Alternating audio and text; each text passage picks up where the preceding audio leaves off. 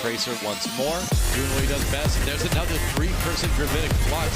Man, Toyo just seems great at catching people with that. Gets a kill on the Kaylee, and that sets it up for the rest of his team. The delay is enough for everyone else on Seoul to get in position, get the kill. From Seoul Dynasty, they're going to give a little bit of ground, but not too much. As the Graviton Surge comes in, there it is. From 2U, grabs on both sides. Oh, but choice they want with the 2K Pulse Bomb. And Charge is going to retake the defense. That's the Mines from Gesture was still sitting there. And now Prophet finds an opportunity to throw up the Pulse Bomb, finds Mandu with it. That's a big one, and now he's going to go after Karug as well. Both supports down, courtesy of Prophet. Gesture immediately punish Rio. Super deep coach. I want to get these one support. Gets the Graviton support. The tank line for the Charge, taking matters into their own hands. It's a heavy investment, but we're in overtime. It's what they had to do. Alrighty, welcome back, ladies and gentlemen, to the Overwatch League here in June Joust qualifiers, the Hangzhou homestand. I'm Achilles, hopping on the cast alongside Avril. Let's just get it out of the way. Go ahead, you got something to say to me, Avril?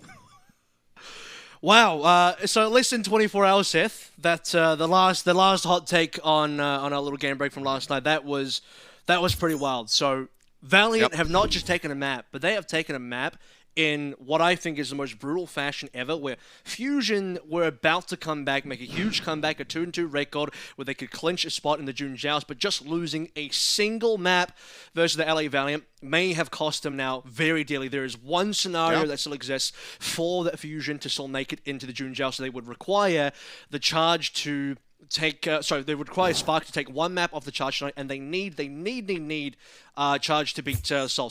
Chengdu needs to make sure Spark need to take one map of Chengdu and then Charge have to beat Seoul. I thought it was a little bit winded, but that's essentially what it comes down to for Fusion to still make it. Otherwise, they're gone. Well, it's been a really wild start to the day. I, for one, know that my pick'ems just got boomed. But hey, if you guys haven't filled yours out yet, go down to the link there at the bottom of your screen. Make sure you get your pick'ems in, and you too can be mentally boomed just like me. Looking forward, though, for the rest of the evening. Our next series coming up is going to be the Seoul Dynasty going up against the Guangzhou Charge. And Seoul, after yesterday, you know, it's not quite as wild of a roller coaster as it was in the years past, but there has been some inconsistencies here and there from Seoul, but yesterday was nothing but consistency from Seoul, and this is looking like a bit of a lopsided matchup at the moment where Charge haven't really been able to put up too many numbers. 3-1 over the NYXL, but Seoul yesterday looking terrifying. Fitz, Prophet especially, absolutely cracked out of their minds on the DPS lineup, and Gesture as well looking very stable.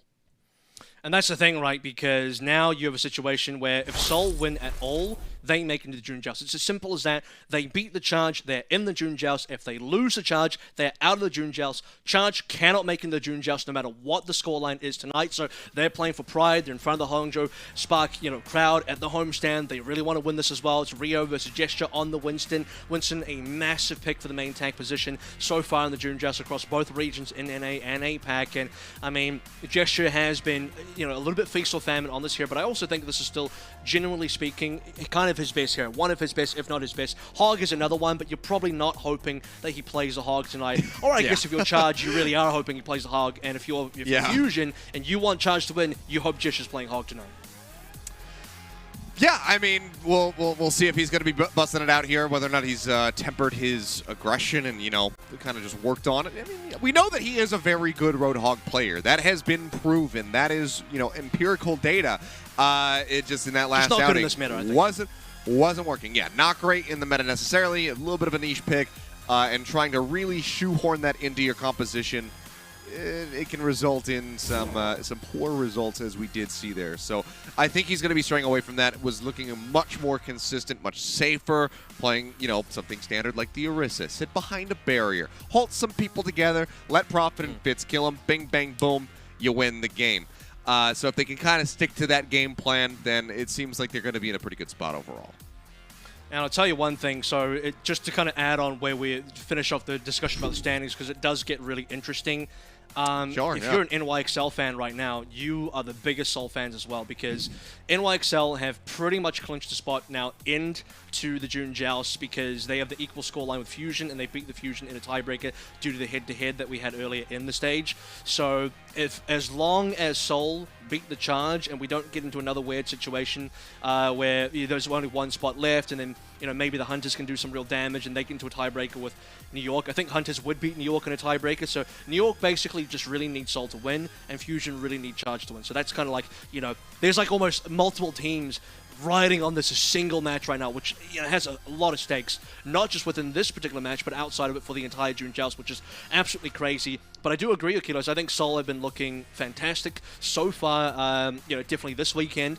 Seoul have had a little bit of a rough, I would say, beginning in the stage where they did play a lot of, they brought Marvel in, they had that segment with Marvel, and then they tried to do this Gesture Hog. It was absolutely awful, wasn't good for the meta at all. But since they cleaned that up and they came in yesterday, brought 2U back in the lineup where he starts playing D.Va. D.Va's a huge pick in the current meta right now. D.Va and Sigma, which is great to see. So they put Marvel back on the bench. Gesture's no longer really playing Hog. He's on the Winston again. That's been really working out for Seoul. Then on top of that, the Profits DPS duo, I think, is one of the best in the league.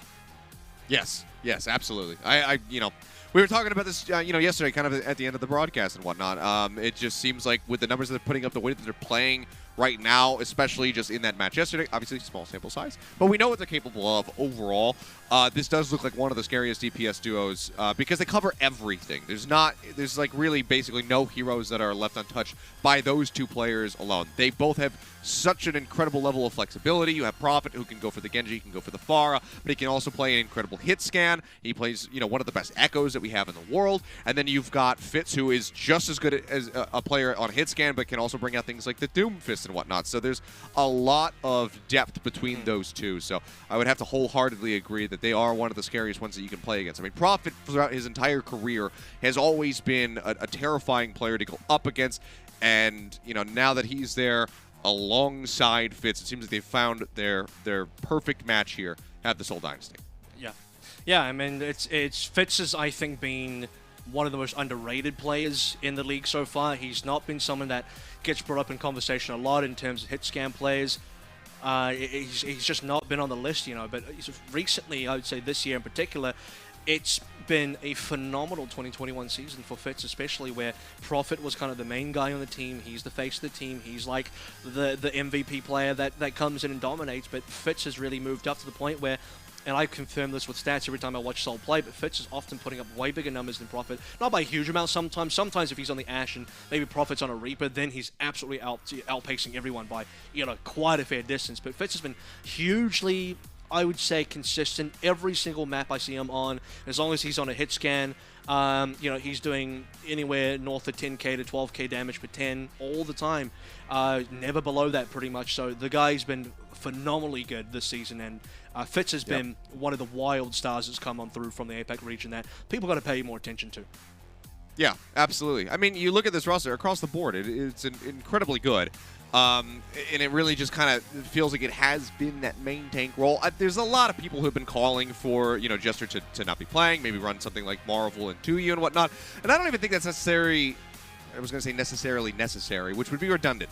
But I think that they can find their groove. It's really just about, tempering Gesture, not letting him overextend, and just kind of learning to say no. Sit down for a moment, play something that's a little bit more passive, or if you want to play something that's aggressive, play something that's aggressive that also has an escape. The Winston being, one of the heroes that is very much attached to his name when people think about his career. Yeah. So I think that if he can stick through with something like that, it's going to be really good. It's just when he's going on these other picks, his Reinhardt's never been great, but, you have an in, you don't necessarily have an escape with that, and it's the same exact thing with the Roadhog. So, I mean, taking a closer look at Gesture, I think that as long as he continues to just kind of play a little bit more reserved compared to what we saw last weekend, that it's going to be a very good run here for the Seoul Dynasty and the June Joust.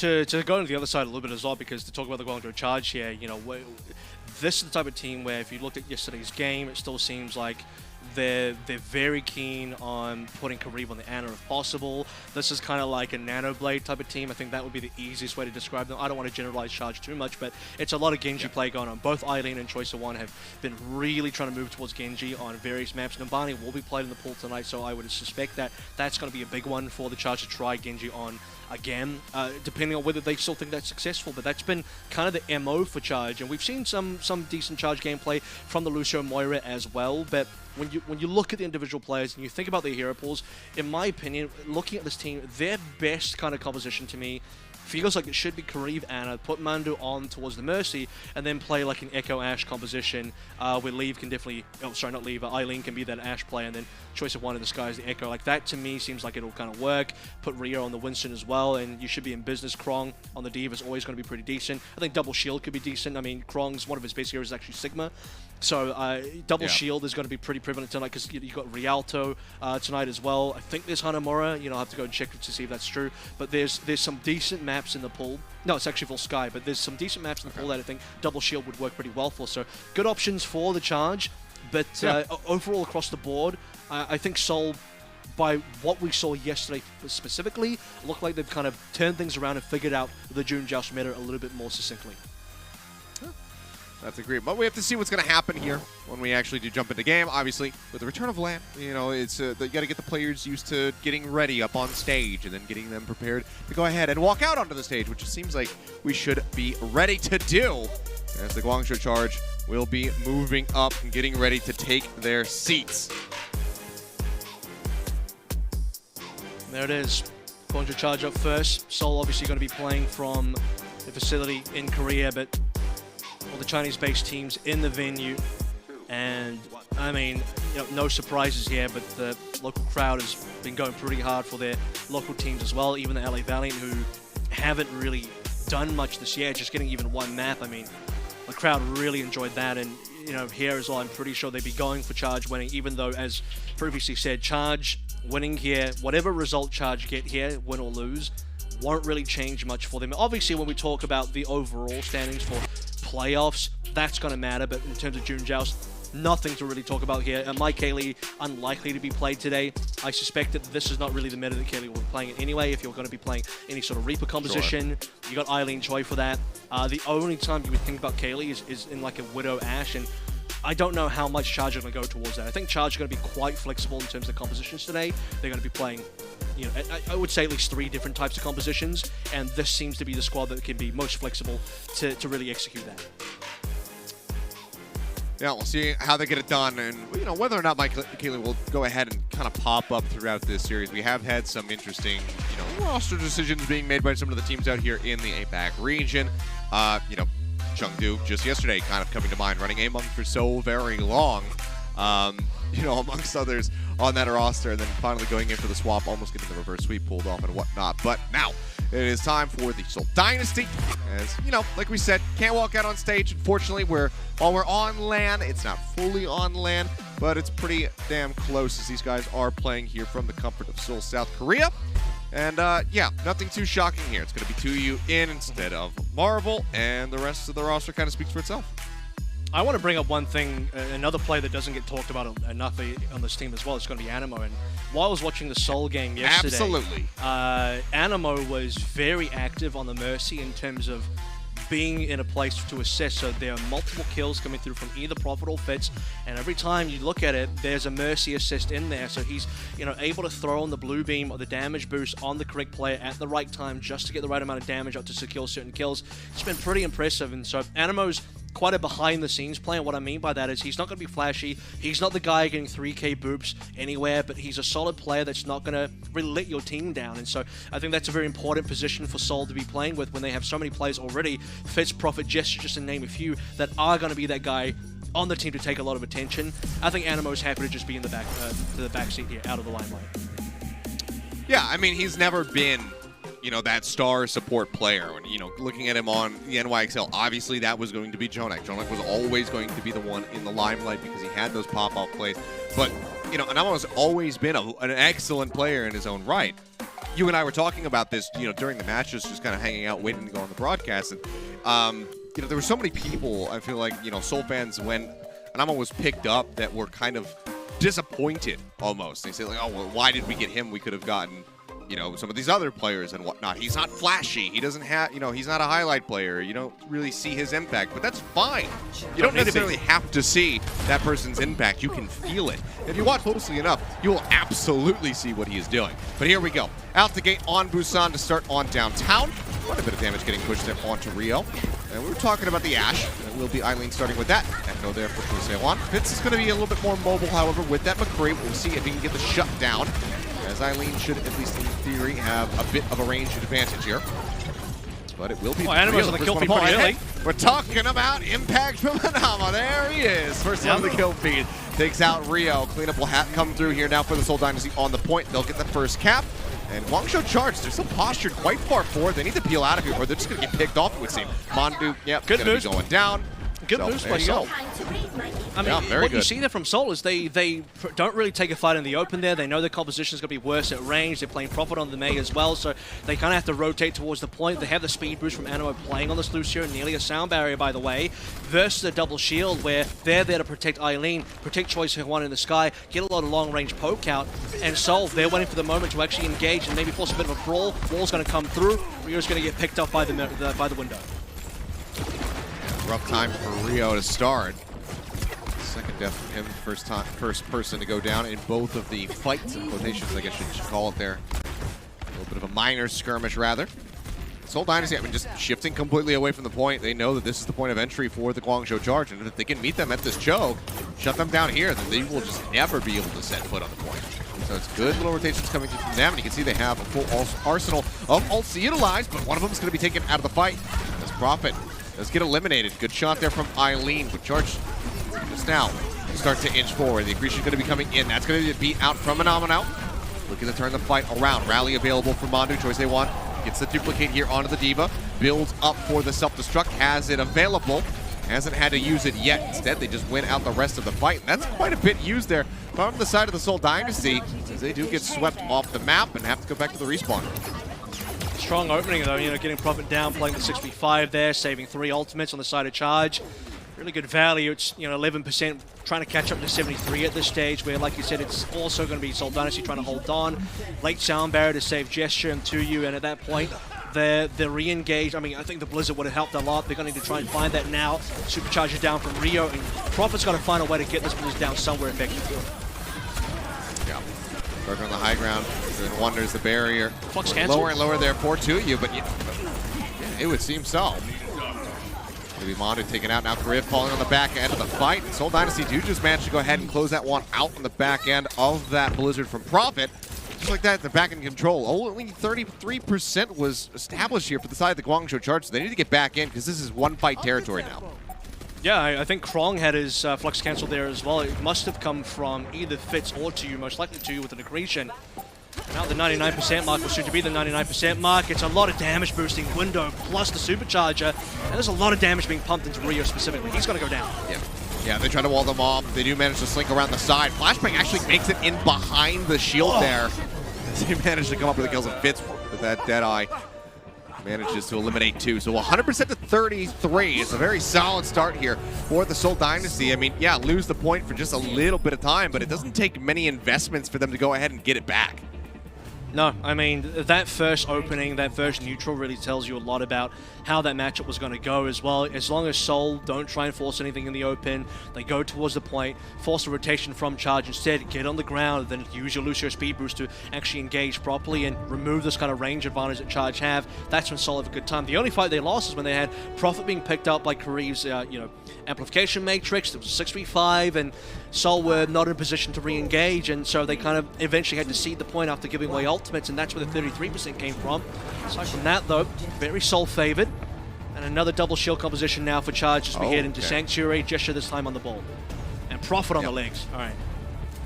Yeah, Prophet and Choice 8-1 both could be off again for the Soldier 76. Mondu still going to be there on the Mercy. And now Anama will go ahead and shift over to Match, get that damage boost out on the Fitz. So far, very disengaged from both of these squads. Still a dink, though, onto Rio. Nice little shot from Fitz, just trying to soften up this Orisa, take him out of the fight yet again. Goes the Dynamite over to the side, doesn't quite make it behind the barrier. Fitz is getting pinched on. Did he not notice that Krong was directly to his left? This gets eliminated. Red's going to be used to put Prophet back into the fight, but it's still going to be a one-man advantage here for the side of the Guangzhou Charge. 2U and Fitz are gone. Now Anamo gets taken out, and the Charge will be able to very easily establish control of the point first and foremost. Yeah, I thought Mando was the one really in trouble there. He goes down, but they traded for Fitz and Prophet. That's a massive trade going in the favor of the Guangzhou Charge, despite, Animo even getting a res. So, neutral fight being won here. And a res being played in by Mandu on towards Eileen. Window's about to be up for Kareev going into the next fight. Creative is very far away from this nano boost. In fact, all of Seoul are pretty far away from any ultimate to speak of. It's going to be pretty tough for them to get in, especially now with Fitz down. Animo might not even want to really... Okay, he will res, but I don't see a way for him to get into this fight just yet, especially not burst the Ant Matrix. Helix Rockets don't make the connection there on a creative. Does manage to avoid that. Still takes a little bit of damage. Now it's going to get pulled back in. They're looking to finish him off, and they will manage to find the kill. Good punish. Coming through, here's the charge posture forward. Off screen, however, Gesture doing some serious work. Comes up with Karib, then gets rid of Eileen. Now there's no immortality field in the fight for the side of the Guangzhou Charge. Dynasty still need to make their way over to the point, however, and Tuyu gets eliminated. So despite his best efforts, it seems like these kills from Gesture are not going to pay off. Now the attack visor does come through, manages to find two, looks for a third on the back end, takes creative dangerously low. He will be able to get top back up as Prophet throws down that biofield. So does have the ult online, but I mean, there's a flux. The res obviously is going to be up for Mandu as well as the Valkyrie. There's a plethora of ultimates here for the Guangzhou Charge to extend this to a third and final round. It's good decision making by Guangzhou Charge as well. They noticed, okay, their backline was losing their Gesture. There's re-aggress again, so it's a lot of counter-aggression on both sides. And here comes the Vice for Prophet. It's been stunned up, though. Not going great so far for that ult. Yeah, Tuyu getting shredded down as the Bob manages to find the kill. Prophet will finish it off with the Helix Rockets, but Choi Se-Wan uses his own Helix Rockets, manages to find creative, but Fitz comes in with 3, the Bob claiming 2. He does manage to snipe down Choi Se-Wan. Dynamite goes in, does clip in on Mandu as the Flux now comes through. Flying up into the sky is Krong, looking to drop them back down, but he will die. Flip will come in. It's not going to be 100% to 0 here for the Charge. They will have to wrest control back away from the Seoul Dynasty. But see if they're going to be able to hold this. They did have to use a bit to try to take this point. Good exchange of headshots there between Fitz and Eileen, who also got res into play, but that was expensive for the Charge. I mean, we're talking about Flux being used there. Talking about Valk going as well. Choi will get the kill into Fitz, but resed in. So Nano Boost is really the tool we're talking about here, too. You're looking towards that next Flux. This is holdable for the Seoul Dynasty, and trying to make a big comeback here as well. Mines are out. That's a frag. Yeah, Collapse comes in onto Rio. He does get eliminated. Gesture falling low will get top back up as the Nano Boost was used onto Tuyu to help claim that kill and keep him alive. Had fallen down to a sliver of HP. Do keep him in the fight. Fitz stunned up there for a moment with the accretion. The Flux looks good. Manages to catch multiple members. The drop down finishes off Eileen. Immortality field saving the rest. But Seoul Dynasty are quick on the push. They're looking for the punish. Barrier comes in to try to come off the healing here for Krong. They have him in the corner. Just need to get the finish. Accretion goes into the pillar. Krong will stay alive. Nano Boost going to be used by Kareem to go ahead and keep him topped up. Bob finished off res onto Prophet. Still going to be a 6v6 as Krong ducks in behind the pillars, trying to stay alive. Bionade clips in onto him, but they can't quite weave the damage through behind the barrier around that corner to try to get the punish here onto the enemy Sigma. Speaking of Sigmas, Tuyu now going to fall. Gesture going to be taken out. There's no things available for the Seoul Dynasty, so the flip will come through. They have control. Great play from Choi Se-Wan. Pushes forward right up into Prophet's face. He's not scared at all if the attack visor takes him out. They close out the round. Charge will send us to Mecha Base.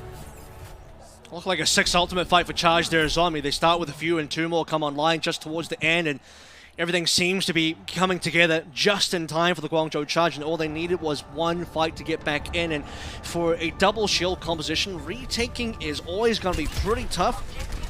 Bit of a 1v1 duel between Choi and Prophet towards the end there as well. Oh, this is actually the start, never mind. This is how Prophet gets taken down. Choi just instantly in his face. I think Gesture actually did quite a lot this map, you know, despite Seoul kind of being behind the 8 ball for the most part. Their actual ball player was putting up some decent damage, just was having some good counter aggression, and really keeping Seoul reasonably competitive in every single fight, even if Seoul were kind of losing. Well, Charge now with an opportunity to go ahead and take this map away from Seoul Dynasty, who had such a strong start. See them splitting, not looking to meet. There'll be a bit of a poke war coming through as Choi Se-Wan has moved off the Soldier 76, now onto the Hangzhou, and Prophet goes back over onto the May that we saw on downtown. So far, Arrow's not really finding any hits at all. In fact, none. Fitz as well going to be in a similar spot as he's just like default ticking up percentage at the moment. Good shots coming through. Fitz falling lower and lower. He managed to get a couple heals onto him. Does Creative, who needs to be very careful about using that jump. They're keeping them protected here for now, but as they continue to advance, they are just slowly plowing their way through the Seoul Dynasty. We have gotten the first point lockdown, but they're going to give this up pretty quickly here as they continue to just bleed numbers. Gesture now going to be taken out. And yeah, that is just going to be the Guangzhou Charge taking this away with relative ease. And this is the poke comp supremacy as well. I mean, Seoul, I don't know, they never really got an engage going. I feel like if you're going to be playing McCree and May together and you have a Lucio, you want to play that speed boost, get into a brawl kind of situation. And that's how their comp should be able to work. Okay, Kareem's going to be found pretty early here, so that's going to be a decent pickup. In fact, that's going to be 2. Yeah, manages to come up with 2. Kareem now going to be able to fight. No immortality field available here, and it might just be a very fast flip. Guangzhou Charge have only just surpassed the percentage established first here by the Seoul Dynasty, so it would be a very good timing for Seoul to go ahead and take this away. And the wall from Prophet is absolutely perfect. He cuts off the escape. They managed to find those follow-up kills. Is the supports get their hands dirty. They went out the fight. They're back in control and will take the lead. And I mean, there's a decent amount stacked up here for the side of Seoul to try to extend this and hold this, given the sound barrier is almost up for an ammo. But Charge, they have just as many tools, if not more, available to try to retake. The strike will be forced through. Still a window available. That flex is going to be massive. That flex picks up most of the players. And the only reason Gesture doesn't go up because he has to fortify. Yeah, stun, however, from 2U is really great. The accretion interrupts. Gesture, however, still going to fall. OHP members are here for the charge. The Seoul Dynasty continue to press the aggression. Have to pull back away from that amp matrix. Don't want to give up any free damage. DU pushing up over the top. Oh man, just nailing Kariv, and Fitz is there for the alley-oop. Finishes them off with the arrow. Seems like Seoul Dynasty should be able to hold out here for at least a little bit longer. But that being said, now the Blizzard's online for Prophet, so they very well could just extend this and take the map.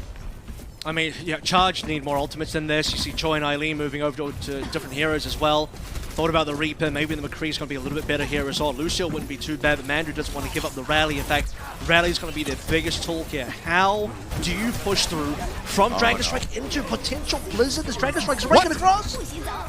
Oh man, Advanced finding 2. Eileen and Bondu both going to be taken down. I thought it was just going to be the play, the pickoff there onto Kwong with another great wall from Prophet, but they end up finding a huge combo there as Fitz just shuts them down. Yeah, can they even touch? It doesn't seem like it. The Wrecking Ball is trapped. And Seoul Dynasty, with a great turnaround, will go ahead and take this with a very decisive win on Mecha Base. Absolutely. I mean, it was a bit back and forth on Maker Base, but once Seoul kind of made the swaps required, they put, Fitz over towards a Hangzhou. You have a better situation where certain ultimates coming online, massive fluxes, and then to end with a huge Dragon Strike, picking up a couple of kills. Seoul getting within reason, reasonably aggressive to the point where I think Charge was definitely caught out by some of those plays that weren't expecting the Seoul were going to be in their faces. But despite, I think, the composition is looking somewhat similar because you have double shield both sides, it's that Lucio difference that really says a lot about what Seoul's game plan needs to be compared to what Charge's game plan is, because Charge's game plan is definitely a more of the standard kind of traditional double shield based on poke compositions, far longer range engages, fits on a McCree and Prophet on towards a May, cannot out-duel what Eileen and Choi are going to be able to do on their heroes at certain ranges, which is why the early Neutron Mecha Base went the way of the Charge. But as soon as Seoul found their engages and changed over to Hangzhou and actually had these Lucio boosts into good ultimates, that's when Seoul took charge and they never really let it go. Yeah, really good turnaround there from them. Good swap from Fitz as well to move over onto that Hanzo to match choice they want. And I mean, you saw it. He comes back in, swaps to the Hanzo, instantly gets a headshot, takes the enemy, supports right out of the fight. So really good showing from him here at the start. But guys, that's just map 1 in the books. It seems like we very well may have plenty to go through here in this series. So do not go anywhere. Map 2 is coming up in just a few minutes.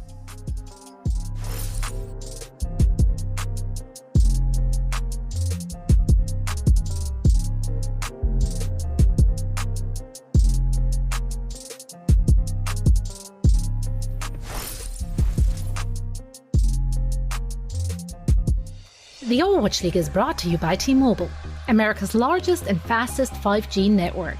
Set your sights on the competition with T-Mobile. And by Indeed, we help people get jobs.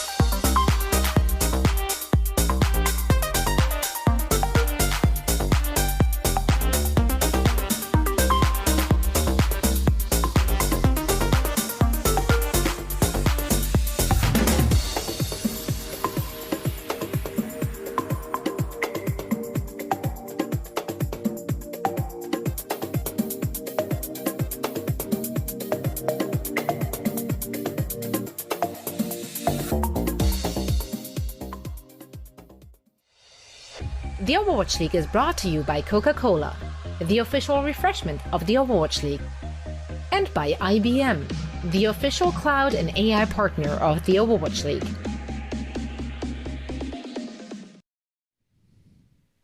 Alrighty, and we are back and just about to jump into map number 2 here in our second series of the evening. Seoul Dynasty able to take Busan 2-1. Charge fighting back, you know, taking that around there on Sanctuary, but it was a very different look when we got to Mecha Base. Seoul Dynasty losing that first fight, but they came back in and they absolutely crushed it from there.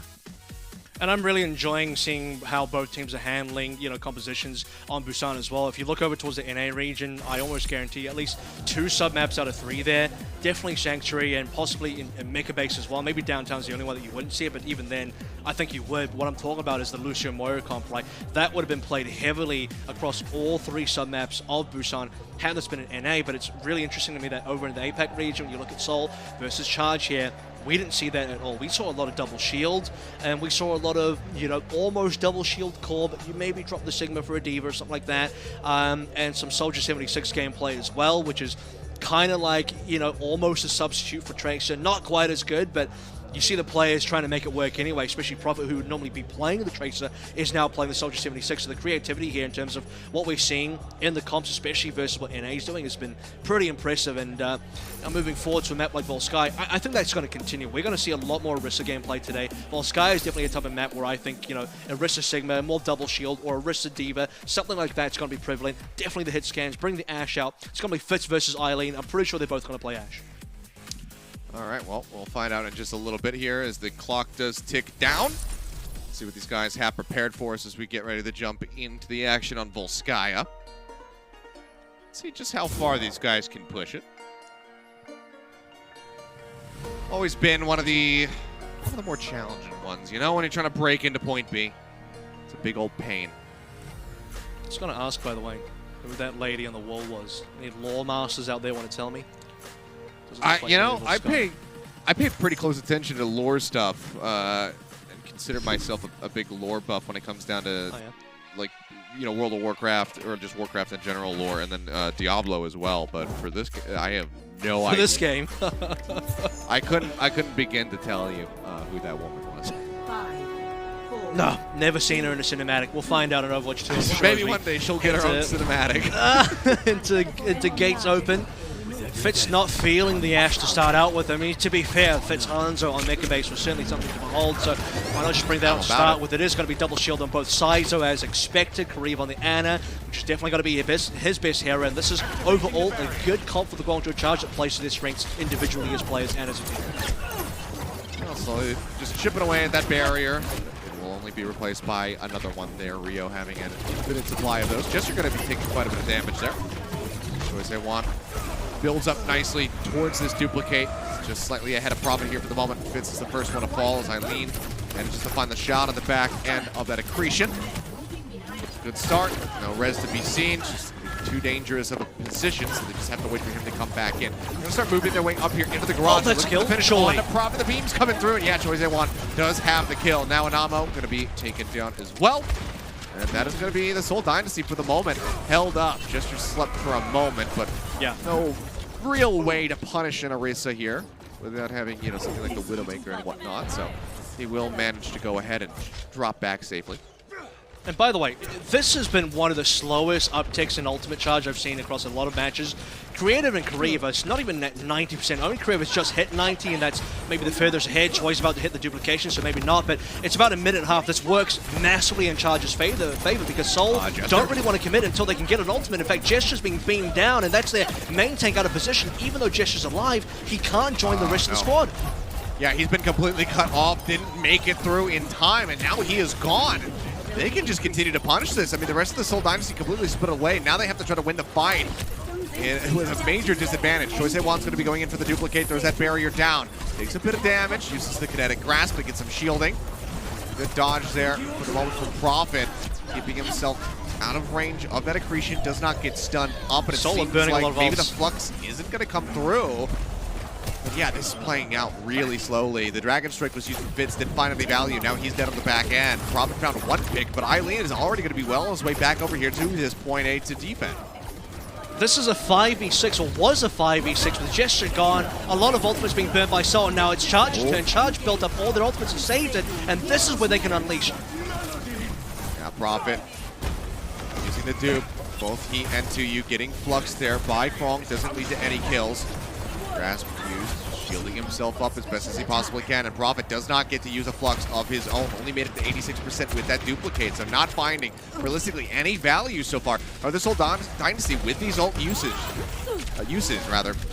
And on lives. On from Rio, but yeah, he does manage to live, and that's going to come back to bite them almost certainly. And look at the time as well. We're down to 1 minute here, not a single tick found. Finally, ultimate's coming online for Seoul, and this is going to be the important fight. If they don't take it here, they might not get it at all. There needs to be a res. Can they get Prophet back in? It's required that they have 6 plays, and they will find it. And they do manage to get the res off, and oh man! It's going to be the sticky bombs into a headshot from Eileen. Takes Spitz right out of the fight. Flux from 2U will find Eileen. Training back in kind. First A1 falling low, uses the duplicate, throws down a barrier to keep himself protected. Prophet goes into the back, however, manages to find Mondu. And they will break choice A1 out of that duplicate before it can find too much value. Prophet still playing forward here in the garage. The beam comes in, Rio's going to fall. And that will be the cap coming through you would expect. It's going to be Krong on the back end, picked off here by the rest of the members of the Dynasty. And with very little time remaining, they will get this cap on A, but that's going to hinder the chances of being able to cap B. No snowball. Nearly available. a full hold. Nearly a full hold coming through the Guangzhou Charge. I mean, so many of those early fights going massively in favor of the Charge. We're talking about a minute 30 to build up any ults for either team. That's really good for the defenders there, where they, they're not going to have to heavily commit. The attackers aren't going to heavily commit either. And then you get into a stage where Seoul overcommit into a losing fight of 5v6, but they burn 3 ultimates. So Seoul doing themselves no favors up until the very end when they suddenly get all their ultimates online. Prophet gets resurrected. Fitz dies, but he comes back pretty quickly, and then Prophet carries the rest of the fight. Here comes a nano straight into Choi, maybe looking for a kill. We'll find it shortly. Yep, that'll finish him off. The bomb's going to be good enough. And that's just the, I mean, you can't push now. That's it. That's the fight over. It's time to pull back. Jester, however, is in a fairly, I was going to say, I thought maybe Jester was going to be in a bit too of a committed spot there, but does have that back hallway to go ahead and retreat with the rest of the squad, but they got to wait for 2U. And, I mean, look at Krong right now, Avril. He's got this flux ready to go. Absolutely, and you have, more than that. You have both DPSs, Rio as well, Mandu. Kareem's the only one that doesn't have an ult, and that's because he just burned the nano onto Choi. You look over towards Seoul, they're kind of dry at this point in time. It's a duplicate into a Valk, that's kind of it. Sleep on the Prophet, that's bad news. Instantly has to dupe. Yeah, it goes for the dupe. Now Choice A1 going to be doing exactly the same. Gets the copy, however, onto 2U. 3 Shin Stun does connect. Kinetic Grasp, saving his life. See, 1 Flux going to be used. Immortality Field pushed out there from Creative to try to keep the rest of the team topped up, but 2U does fall as Choice A1. Good aggression. Flux is in there. Yep, gets the finish there. Prophet managing to find Kareem, and so far that's going to be the only kill that they managed to get. Rio now dying in the fight as Prophet does his damnedest, but he gets picked off by Eileen, who follows up for a second kill onto Creative. And this whole Dynasty now with a minute and a half struggle to get onto the point, barely even really stepping onto point B, let alone getting any percentage. Krong, he really pulled up big there. Massive flux, buys time for Choice A1 to stay alive, and despite Choi missing his own flux, the zoning flux, which I know is a bit of a meme, it's a zoning ultimate, but it works because it really forces Seoul into a bad position where they try and respond with the window, and the aggression from the Charge to dive straight into the window with their tanks to kind of, make sure that Seoul can't find any value is pretty huge. Down to only 1 minute now. And the tank ultimate's on online, but that's kind of it for Seoul Dynasty. They need a long fight where they can find the rest of the ultimates. Prophet needs to really pop off again, and they have to survive against a nano. Here comes a nano now. 2U almost with the flux. Stunned up there for a moment. Immortality Field already going to be used by Creative. They will finish that off. Krong is just getting ready to lap him so significantly here. Just 27% away from his another flux, which could be absolutely instrumental. Yeah, this is how he really made a name for himself. Flux coming through, does manage to find Krong indoors, but can they follow up for the kill? The accretion's going to be good, and Prophet is there.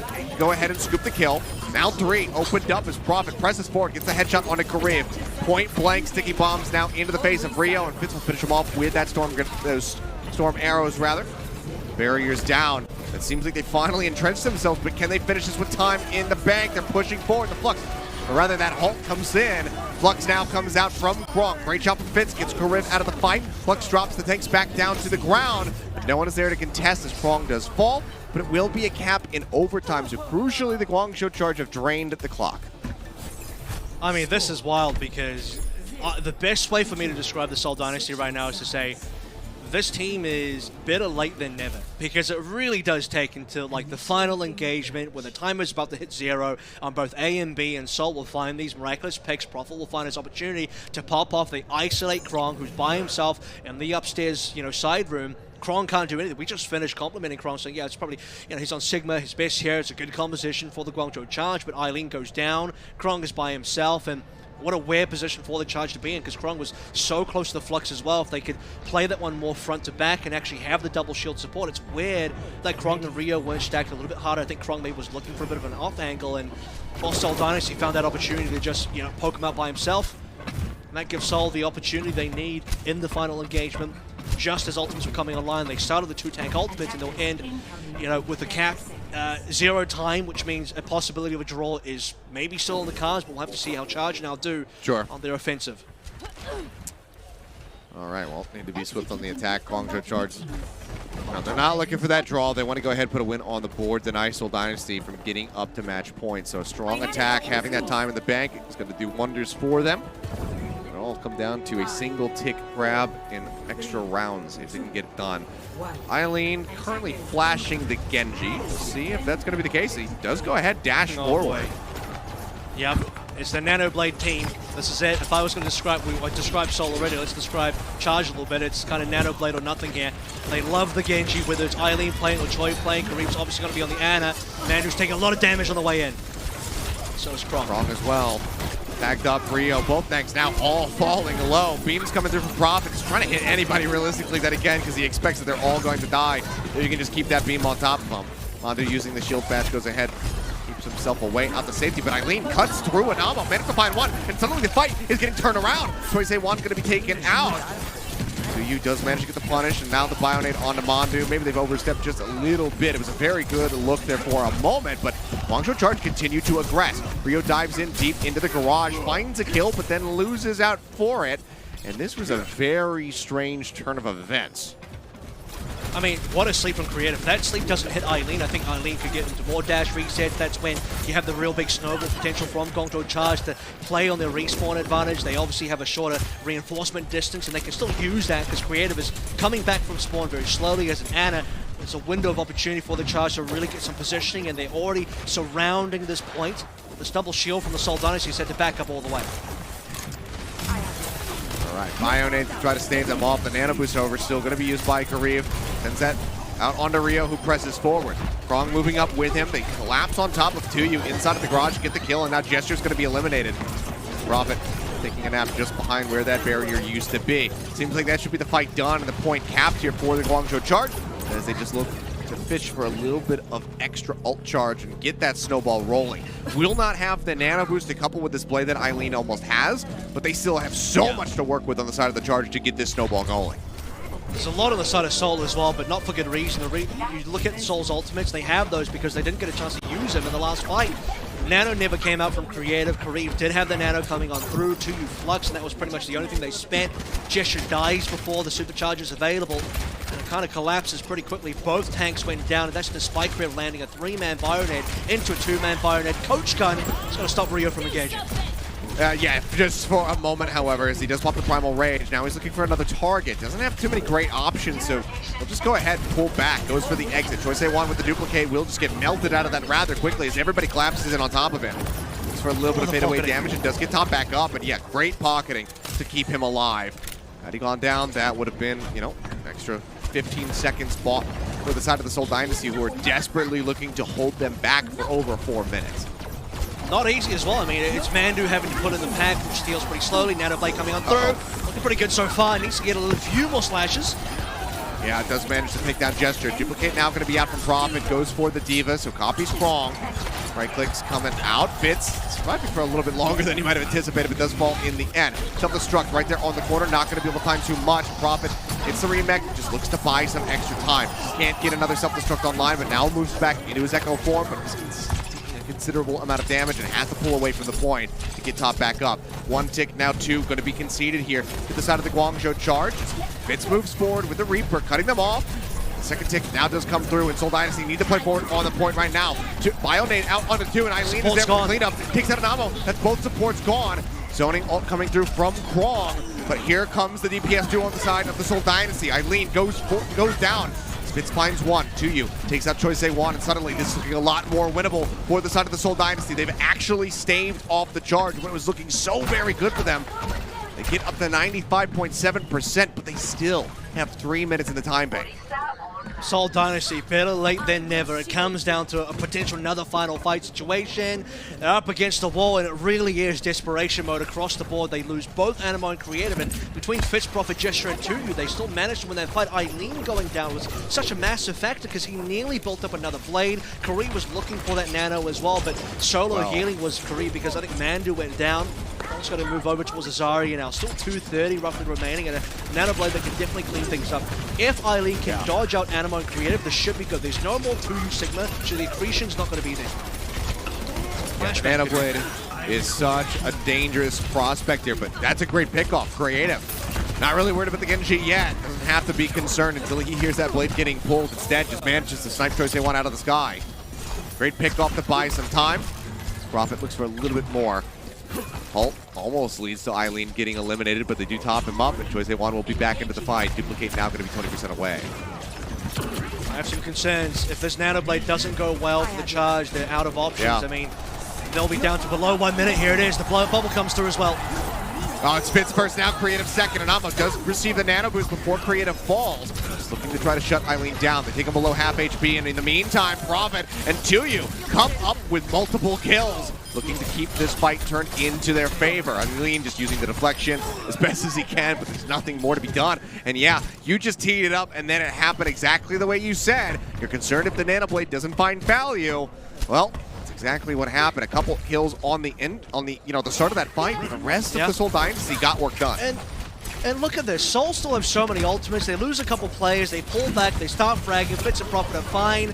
And there's no grab. Krong was on no percent. Then he ends that fight with 20-something percent. He's on 36 now. This grab is not going to come, dude. This grab is not going to be available in time. The reason he's playing Zarya, by the way, is so that he can bubble Eileen on the dash in. So they were heavily playing into this nano blade, which doesn't work.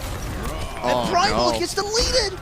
Oh, just completely shut out as Prophet pops him with the Deadeye. 48 seconds remaining. Rio will be able to respawn, rejoin, and go for a final fight. But I mean, we're looking at potentially double OT finishes if the Charge can get this cap. I can't believe it. As I said, Charge right now is a nano blade or nothing team, and it's a lot of nothing so far. They're giving up the blade. Nano's really far away. A good fire there from Creative, and 59% on Krong. I really don't see a way for Charge to win this unless they can find this grab. They would need an extended fight, and Choi has to really pop off with this dude. He's going to be on the back of this duplicate here from Choice A1. If he can find a good target, perhaps just go for Tuyu. Get that self-destruct out, buy some space, get them onto the point, then maybe they can make it happen and save them off. He goes around the back, he's going to be looking for Prophet. Doesn't really nail the sticky bombs, however. Dive into the back of Rio, and he just gets completely shut down. You jump into the McCree, you jump into a Reaper, you are not going to have a good time. That's flashbanging shotguns into the face, and the Charge, they just can't even play on the point right now. The clock will tick down to the Seoul Dynasty. Well, somewhat, barely scraped by a victory here on Volskaya Industries to move up to 0. Guangzhou Charge now need to pull off a reverse sweep. And, it's just at this point that it does not look good. They're playing some of these maps and some of these fights extremely close, so it does seem like the Charge have done their homework. It seems like they have gotten a significant amount of practice in. This is not a clean victory by any means for the Seoul Dynasty, but it's just not quite good enough to get on top of them to get these maps racked up.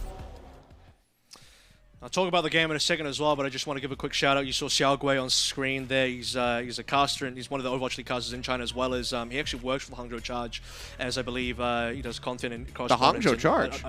Hangzhou Charge, the Hangzhou Spark. Yeah, I'm just I'm all over. I'm about to talk about the Charge. I'm just putting in the seas to talk about the Charge right now, which is what I really want to get into. And I think the turning point for me was the Charge, the Guangzhou Charge. There you go, that's one for you. They nearly had it, but that one fight where they basically had the entire Seoul Dynasty wiped out. They kept at 95%, and then the clutch coming on through. I say clutch, it's like the last final engage coming through from Seoul. They swap up compositions. It's like a fresh Reaper and all this kind of business as well, and they actually clutched through on that. That's insane from Seoul, and that's one Yeah. you're going to have to rewatch in slow motion and really pick apart, because it is insane to me that Charge lose that fight. If Charge win that, it's fine. They're into a 3:30 time bank versus 0. They probably don't draw. A's going to get capped out, and Charge on the board. They get one map in there, and Fusion fans will be loving it. But right now, 0-2 down, like you said, a reverse sweep required. Charge, they're sweating. And I think Fusion fans are sweating too, because their one hope of getting into June Joust requires Charge to beat the Seoul Dynasty. Yeah, and it's not looking good in that regard. But we'll see what happens when we get ready to come back into map number 3. Reverse sweep absolutely necessary now for the side of the Guangzhou Charge. We'll see if they can get it started when we come back from the break, so do not go anywhere.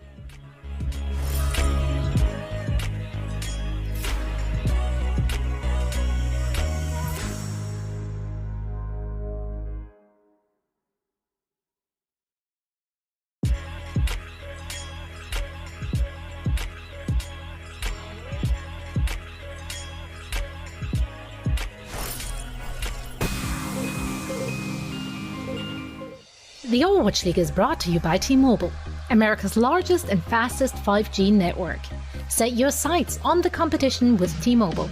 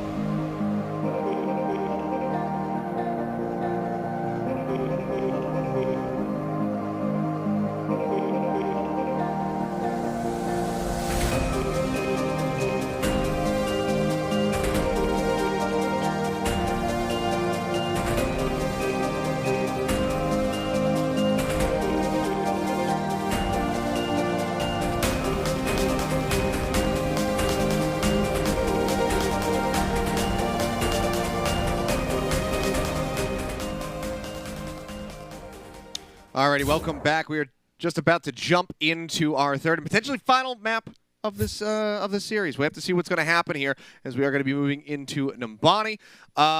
Seoul Dynasty coming out on top. You know, barely, as we were talking about it. Guangzhou Charge are putting up a fight, but it's just not been good enough yet to get this map, to get a map win on the board. It's rough. It's rough seeing Charge fall apart when things look so good. Charge had that map. I gotta say, dead to rights. Volskaya was looking all Guangzhou Charge, and then suddenly they fail one push. They fail a very important one push. They then go towards the Genji strats again, rely on the Nano Blade, and as soon as they rely on the Nano Blade, I feel this is where the team just can't get it done. And Nano Blade is the most feast or famine kind of play that you can make in this entire game. Yeah, it can look really flashy, can definitely work, but it can also fail horrifically, which is what we saw in Seoul Dynasty. They can pull back, they can counter frag, they can deal the nano, then get even better trades beyond that. And so much has to change for Guangzhou as well, where you have Eileen or Choi going towards it, and then you take Krong off a Sigma on the Zarya just to bubble the Genji, and you remove Krong from his best hero, and I think that's really tough, and Charge just never came back afterwards. Yeah, I mean, we just saw that stat up on our screens there. They haven't dropped a map in the Seoul Dynasty to the Guangzhou Charge since week 26 of 2020. So it's been dominant every single time they've squared off since then. We'll see if that is going to change today, because, I mean, hey, you know, the Valiant, they got a map win. They broke their map loss streak just earlier, much to the chagrin of the Fusion fans. But Prophet, he is looking to shut down any and all hopes of the Charge fans, as well as, you know, upset the Fusion fans and everybody else.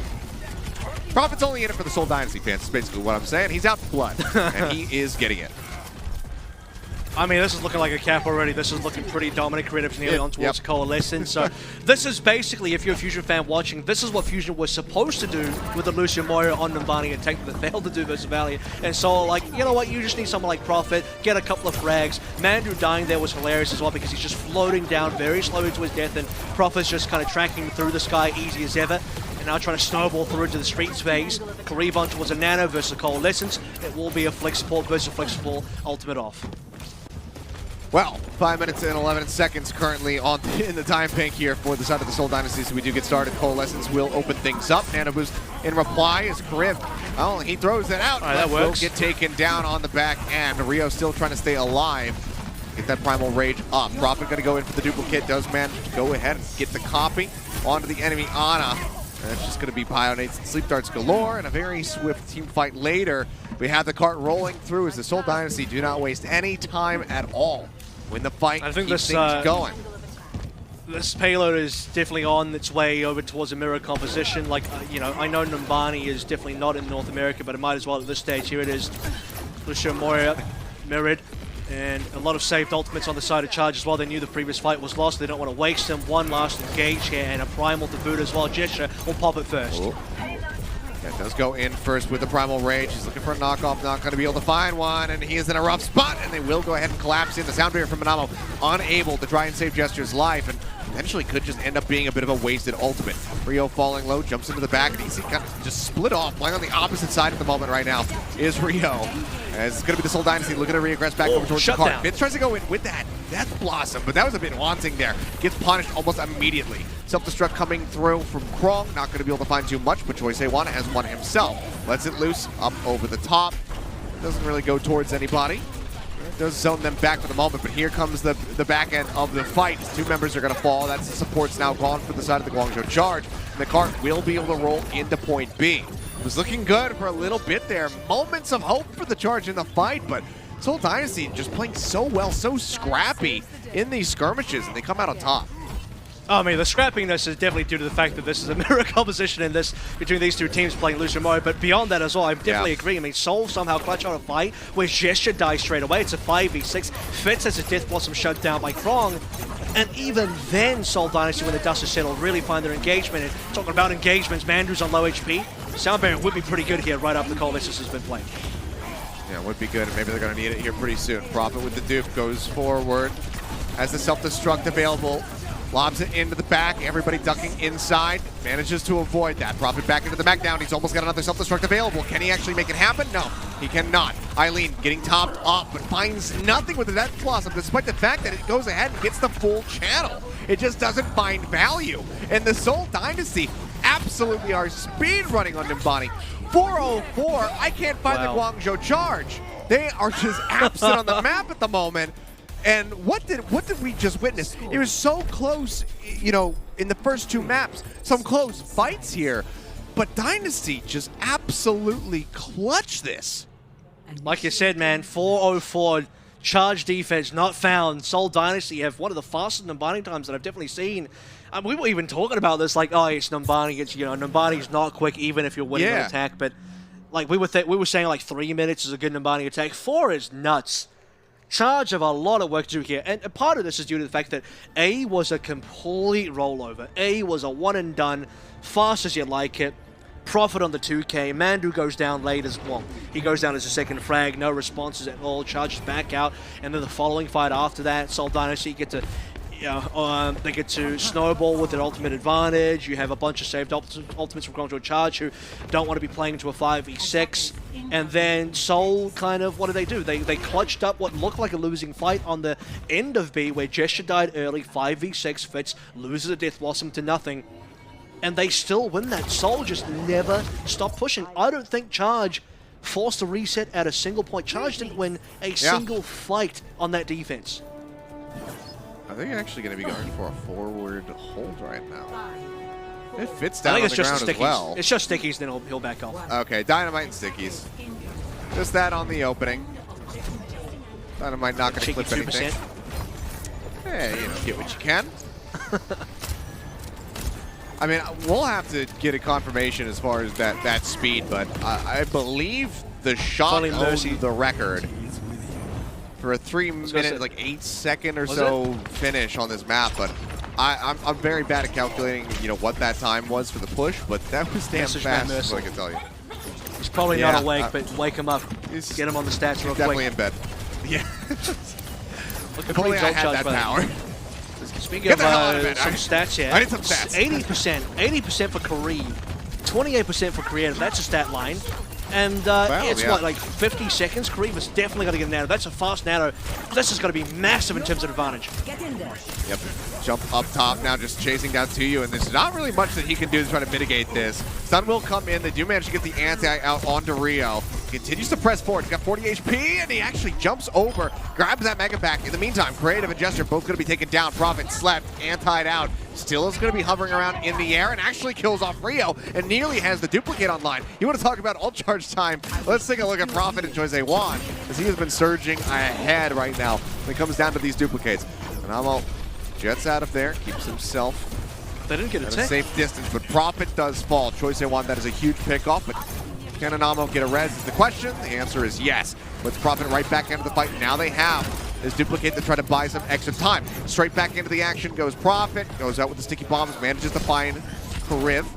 Eileen has to pull back and grab this Mega to keep himself alive. First tick, still not quite gained here for the side of the charge. They're so very close to getting this, but they get the break on a Krong's mech. They take him out. Eileen will find one. It's a... Okay, it's a res. Okay. I like that. That's a cheeky little play. Goes out, gets the res, puts Krong back into the fight so they can have that diva. And that's a good snap decision play there from Jose Juan. We'll see if it's going to pay out in the long run. The stun. Great stun! Oh my god, Tuyu just absolutely knocked the hell out of Eileen! That was an incredible play from him, perfectly predicted, knew exactly where he was going to go, lands the accretion, and everybody collapses on the Genji, finds no value whatsoever, and despite the fact that, yeah, they get a tick, the Seoul Dynasty, they will maintain control of A. Dude, that's insane. Two just swings in with a right hook, socks Eileen onto the floor in the third round. The ref is counting down the time now.